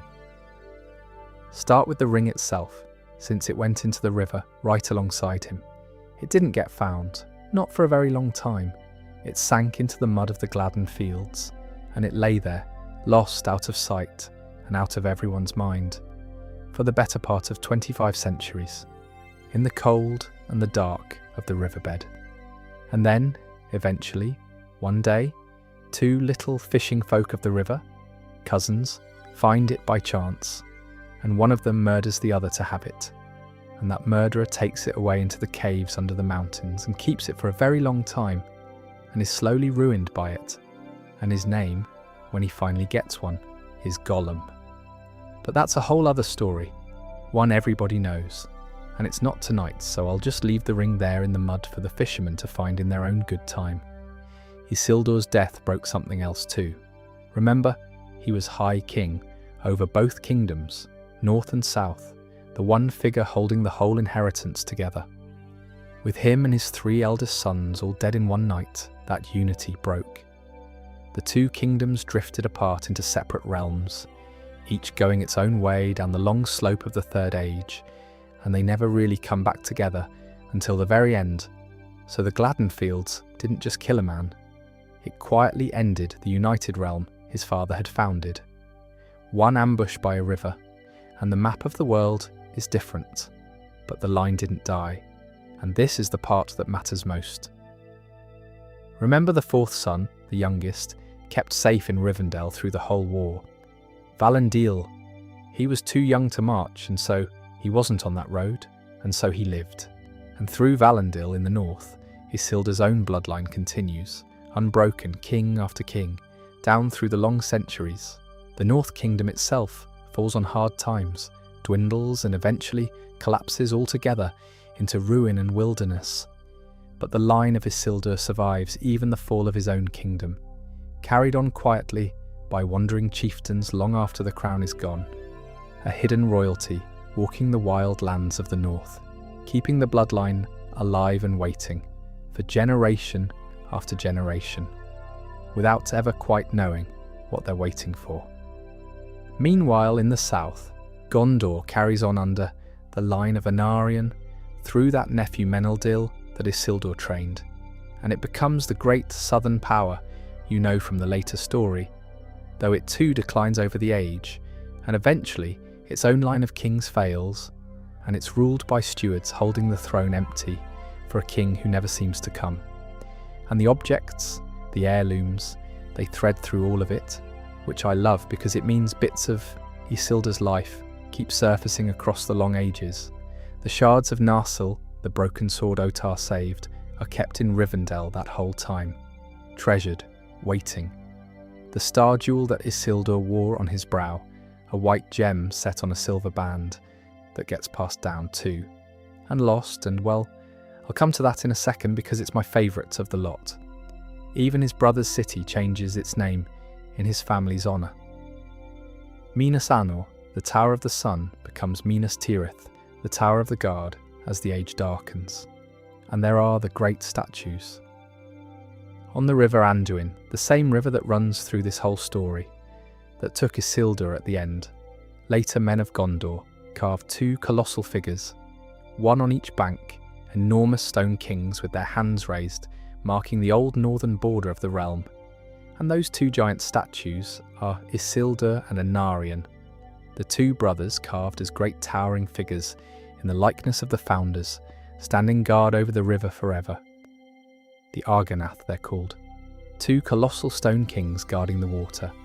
And thousands of years later, in the story most people know, a little boat carrying a fellowship passes between those two vast stone brothers, and one of the travellers looks up at the towering figure of Isildur and feels that he's passing under the gaze of his own ancestors. Which he is, because he's Isildur's heir, that traveller. The hidden royalty of the north, come at last. His name is Aragorn, and he is the one who reforges the broken sword into a new blade, and carries the star jewel of his forefather, and calls the dead men of Dunharrow to fulfill their ancient oath, and finally releases them, and takes back the empty throne of Gondor, and reunites the two kingdoms that split apart the night Isildur died.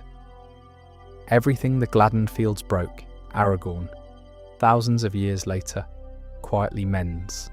The line held. The wait was worth it. And there's one last little discovery I promised you, and it's the perfect place to end the long afterward. When Aragorn is king and setting the world in order, his people go into the Tower of the Fallen Wizard, and sealed away in a secret compartment inside it, they find something nobody expected: Isildur's star jewel, the one he was wearing when he died at the Gladden Fields, the one that shone on his brow in the dark as he fell into the river. Somehow, across all that time, it had been recovered, and hoarded, and hidden, and lost again, and here it was. And Aragorn, Isildur's heir, takes his ancestor's jewel, the one that went into the river with him and was thought gone forever, and he wears it on his own brow, just as Isildur once did. The lost thing, saved one final time, and brought home. Which, if you've been listening all night, is about the most Isildur ending imaginable, even though he's been dead for an age by the time it happens. We've had the ring going into the river, and the whole tragedy of Isildur keeping it, and I realised I've talked all this time about the One Ring without ever properly stopping to explain what the thing actually was, or where it came from.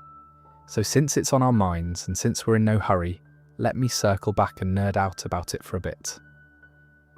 It's a genuinely nasty piece of work, in the cleverest possible way. It goes back to those years of seeming peace, before Sauron came out into the open, before the siege, before any of the war. In those days, Sauron could still wear a fair shape. Remember, this is before the drowning tore that ability away from him. And in that fair shape, calling himself a friend and a giver of gifts, he went among the elven smiths, the greatest craftsmen left in Middle-earth, and offered to help them in their work. And the smiths, to their lasting regret, let him in. The greatest of them was a smith named Celebrimbor, who happened to be the grandson of that same legendary craftsman I mentioned when we were talking about the Seeing Stones. It runs in the family, clearly, this business of making things so beautiful and so powerful that they end up causing centuries of grief. Bit of a cursed bloodline for gifted hands.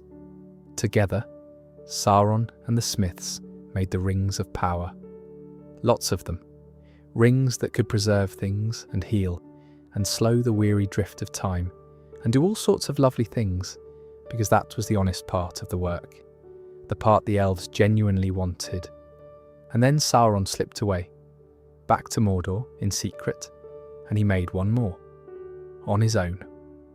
In the fire of the mountain he forged a single master ring, and into it he poured a great part of his own power and his own will and his own self. The idea being that through this one ring he could reach out and touch all the others, see what they saw, bend their bearers, rule the lot of them without their even knowing he was there. There's an old rhyme about how they were shared out, and I won't recite the whole thing at you, but the shape of it is this. 3 of the great rings were meant for the lords of the elves, 7 went to the kings of the dwarves, 9 were given to lords of men, and then hidden away, the one for Sauron himself, the one made to command all the rest. And it very nearly worked, but the elves were not fools, and the moment Sauron put his ring on and reached for control, they felt him. They felt the presence in their minds, understood the betrayal in an instant, and took their own rings off. So the 3 great rings of the elves were never truly mastered, and were hidden away, and stayed hidden and unused for a long time. That's why they matter later, but that's another evening. The other rings didn't fare so well. The 9 given to men did exactly what Sauron intended. They gave those men long, unnaturally stretched lives, and wealth, and power, and slowly, they hollowed them out, until the men wearing them faded into wraiths, bound utterly to Sauron's will, neither living nor dead.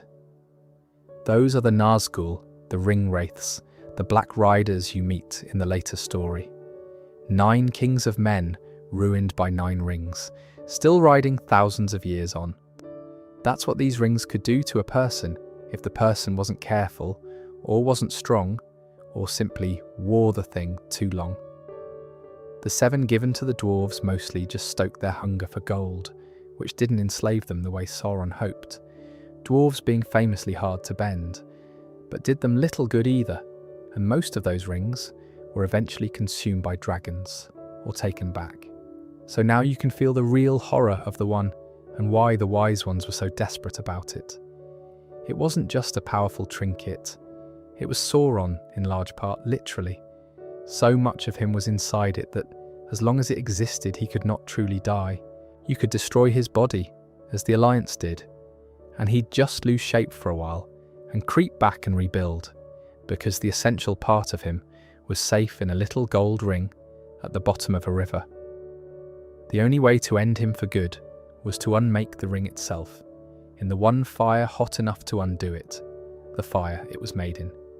Anything less, and he'd be back. It was only ever a matter of time, which is the thing that makes Isildur's choice at the mountain so heavy, and I'll not go back over the whole of it, we sat with that already. But knowing what the ring actually was, you understand what the wise ones were really asking him to do. They weren't asking him to throw away treasure. They were asking him to end the enemy permanently, in the only moment it would ever be that easy. And he couldn't do it. And the reason he couldn't is partly grief, and partly the fact that the thing was already whispering to him, already doing to him in slow motion exactly what it had done to those 9 kings of men. That's what makes it a tragedy, rather than just a blunder. He was up against an object specifically designed by the cleverest evil in the world to be impossible to give up. Almost nobody could have.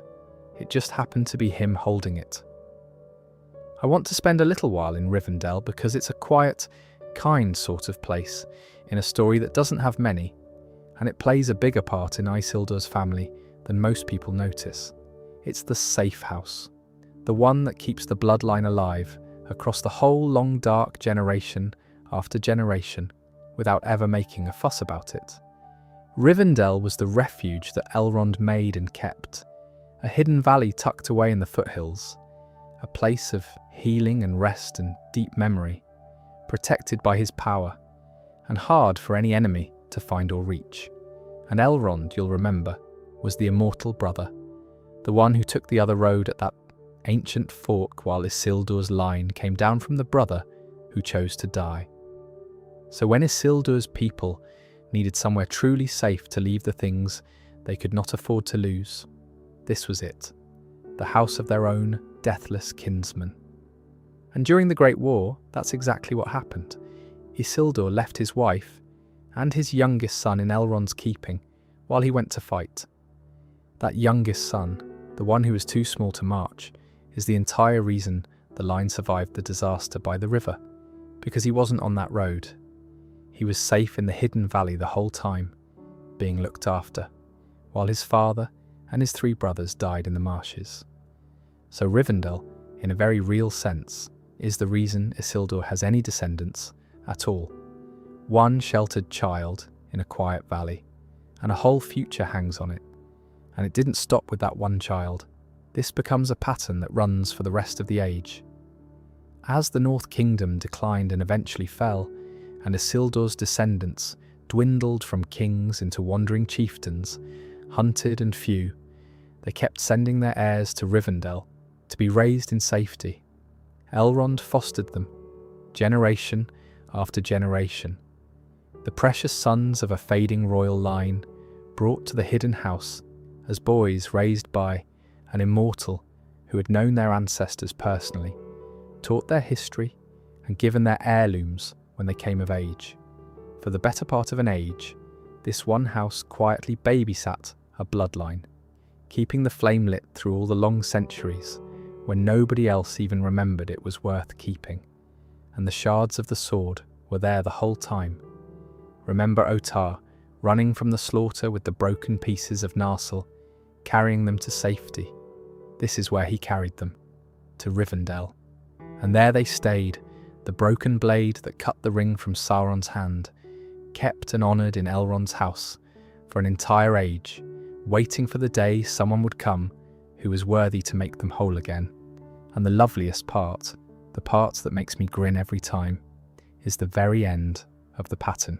The last heir to be raised in secret in Rivendell was a boy his guardians called Estel, which just means hope, a false name to hide who he really was, even from himself while he was small, because there were those who'd have killed the last of Isildur's line if they'd known where to look. He grew up in that house, among the memory of his ancestors, with the shards of his forefather's sword sitting right there in the hall, the whole time he was learning to walk and read and ride. And only when he was grown was he told his true name and his true descent, and handed the heirlooms of his house. That boy was Aragorn, raised in the home of his own remote kin, under the broken sword that had been waiting an entire age for precisely him. I don't know. There's something so gentle and patient about that. A quiet valley, keeping hope safe under a false name, until hope was old enough to be told what it was. There's one more thread I want to follow before we wind down, and it's a soft, slightly melancholy one, which feels about right for this hour. It's the long, slow fading of Isildur's whole people across the age that followed him. You'll remember, the men of the West had those greatly lengthened lives, the gift that came with the island long ago. Well, that gift didn't last at full strength. Over the long centuries of the Third Age, it ran down, quietly, like a clock nobody was winding anymore. Generation by generation, the Dunedain lived a little less long than their parents. The kings of Gondor, who in the early days had lived for centuries, saw their lifespans shorten and shorten as the age wore on, until in the end they lived not so very much longer than ordinary men. The blood thinned, the old measure faded, the greatness didn't vanish in a single blow, it just gently drained away, which is somehow sadder than if it had been dramatic. And in the north, where Isildur's own line lived, the fading was harder still, because the North Kingdom itself fell into ruin. The realm broke apart, its cities emptied, its people scattered, until Isildur's descendants weren't ruling anything at all. They became the Rangers of the North, a small dwindling folk of grim, weather-beaten wanderers, walking the wild empty lands, guarding villages and roads whose people had no idea they were being guarded, and often didn't much like the look of these silent strangers who watched from the tree line. King's heirs reduced to nameless wardens of an empty country. They kept the old blood, and a good measure of the old long life and the old knowledge, but they kept it in secret and in hardship, waiting for something to change, for longer than most stories could sustain. Thousands of years of quietly holding the line for a kingdom that no longer existed. That's a special kind of loyalty, and it's the same loyalty we started with, all the way back on the island, the faithful keeping faith when it had stopped making any obvious sense to. And Aragorn, when he finally comes, is the last great flare of the old fire before it goes out for good. He's a ranger, one of those grim northern wanderers, but he's also a genuine throwback to the old Númenórean measure, in a way none of his recent forefathers had been. He lived far longer than the men around him, stayed vigorous and clear into an age when other men would have been long gone, closer to the span of the ancient kings than anyone had managed in living memory. And right at the very end of his own long life, when his time came, he did something the old texts make a real point of. He chose it. He lay down and gave back his life willingly at the hour he judged right, rather than clinging on and fading into feebleness, which, if you cast your mind all the way back to the start of tonight, is the exact thing the faithful always believed, and the exact thing the king's men lost. That death for men taken freely and in good time was meant to be a gift and not a defeat. The whole tragedy of Númenor was a people who forgot that and grasped for more. And here, at the far end of everything, Isildur's greatest heir remembers it, and dies well. The old way, the good way. The gift ran all the way down over the long ages, and the very last of it was spent remembering how it was supposed to be used. I find that a rather beautiful place for the whole long inheritance to come to rest. Not with power or conquest or a crown, though there was all of that too, but with a man quietly choosing a good death, the way his oldest ancestors always said you were meant to, the thread that started on a drowned island, carried through fire and flood, and one very famous mistake by a river, ends with someone finally getting the simplest and hardest part right. I keep coming back, all through this, to the same little shape in Isildur's life. The saved thing, carried out of the fire, sent on ahead. And I want to spend our last proper section not on him, but on the people at the other end of that, the ones he handed things to, the carriers, because they almost never get a mention, and without them, the whole story simply stops. And I've got a soft spot for the unsung sort of hero who does one crucial thing and then vanishes back into the margins. Start with Otar, the Esquire, the man Isildur trusted with the shards of his father's sword in the last hour at the river. Here's a detail I love, and it's the sort of thing only Tolkien would bother with. Otar isn't really his name. Otar is a title. It means something close to warrior, or esquire, the young man who carries a knight's gear and shield. And the old tale says, in as many words, that his true name was not recorded, and only this title survived. So the man who saved the most important heirloom in the north, who ran through a massacre with the broken sword and carried it safe across the wild, all the way to Rivendell, comes down to us without even a proper name. Just his job, the carrier. I find that oddly moving. He did the single most important thing anyone did that night, arguably, saving the sword that becomes the sword of the returning king, and history remembers him only as the lad who carried the gear. He didn't want a monument, presumably. He just ran, because his king told him to, and he got the thing through. And there was the other one, the young man I mentioned right at the end of the battle, the one who was clubbed down and left for dead but lived. Estelmo, his name was.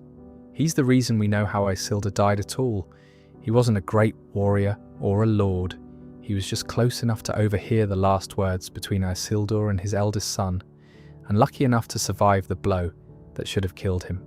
And so the memory of that final exchange, the ring, the pride that had fallen, the whole heart-breaking end of it, came out of the dark in one stunned survivor's head and got passed down for an age. The entire ending of tonight's story exists because one half-conscious young man remembered a conversation. That's a thread to hang an age of history on, and yet there it is. You can trace the same pattern all the way through, once you start looking for it. Somebody had to carry the fruit home from the king's courts while Isildur lay dying, and plant it in secret and tend it. Somebody had to sail those ships out of the drowning while their captain guarded the tree in the hold. Somebody carried the warning north and the seedling south and the news between the two kingdoms through the seeing stones. This whole story is full of quiet people whose entire role was to get the important thing from one place to another without dropping it, and then step out of the light. And Isildur, when you think about it, belongs on that list as much as any of them. He just happened to be the one who was finally handed something that could not be carried safely by anyone, no matter how steady the hands.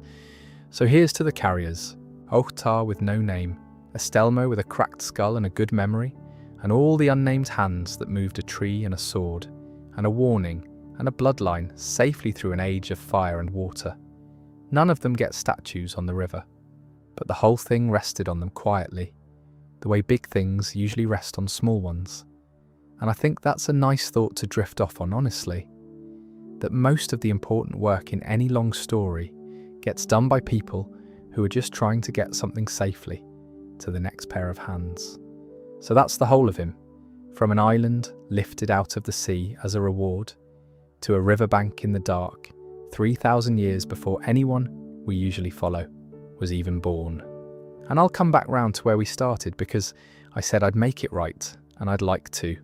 Isildur is remembered as the man who failed, the one who had the ring and didn't destroy it. And that's true, and it mattered, and a lot of grief flowed from it. I'm not going to tidy that away, but I hope, after sitting with him all this time, he feels like more than that now.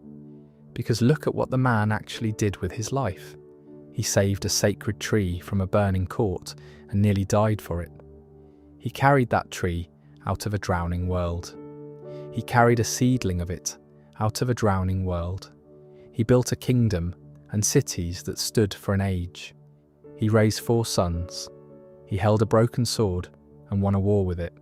And even in his last hour, with everything lost, his final act was to make sure the pieces of that sword got out, carried to safety, sent on ahead to become something new. He spent his whole life being the one who grabs the important thing and runs, while the rest of the world burns behind him. He got one thing wrong, a big one, granted, but he got so much right, quietly, for so long, and almost none of it gets remembered, and I think that's a shame. And I hope tonight went a little way toward fixing it. There's a nice modern footnote to all this, if you fancy it, which is that Isildur's been getting a fresh bit of attention lately, turning up as a proper character in the newer screen version of this world, given a whole youth and a personality and adventures the old books never gave him. Some of it invented from scratch, mind, so don't go treating it as gospel, but it's rather lovely to see the man, who's usually just a grim prologue, getting to be a person again, with a life ahead of him rather than just a mistake behind him. He's earned that, I reckon. If you've made it this far and you're still awake, well done. And also, do go to sleep. There'll be more of these. There's a whole world of this stuff, endless really, and I keep finding corners of it I want to sit in and talk about at 1 in the morning. So if that's your idea of a good time, we'll do it again soon.